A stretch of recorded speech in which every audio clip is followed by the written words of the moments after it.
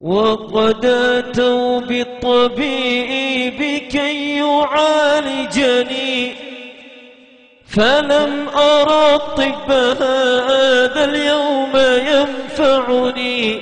كأنني بين تلك الأهل منطرحا على الفراش وأيديهم تقلبني، واستخرج الروح مني في تغرغرها، وصار ريقي مريرا حين غرغرني، واشتد نزعي وصار الموت يجذبها من كل عرق بلا رفق ولا هون، وصار من كان أحب الناس في عجل نحو المغسل يأتني يغسلني، فجاءني رجل منهم فجردني من الثياب وأعرني وأفردني، وأسكب الماء من فوقي وغسلني غسلا ثلاثا، ونادى القوم بالكفن،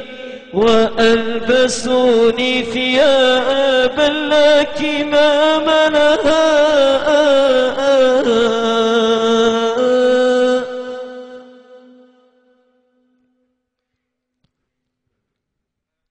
وألبسوني ثيابا لا كمام لها، وصار زادي حنوطا حين حنطني، وقدموني إلى المحراب وانصرفوا خلف الإمام فصلى ثم ودعني،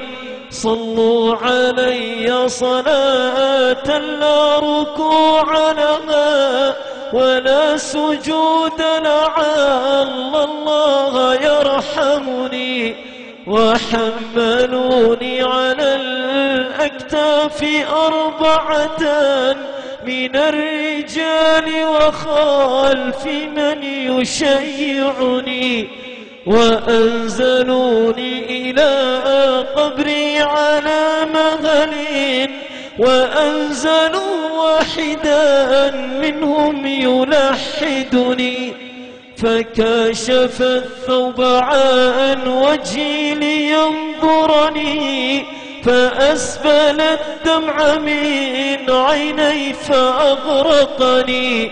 وقال هلوا عليه الترب واغتنموا فضل الثواب من الرحمن بالمنن، وأخرجوني من الدنيا فوا أسفا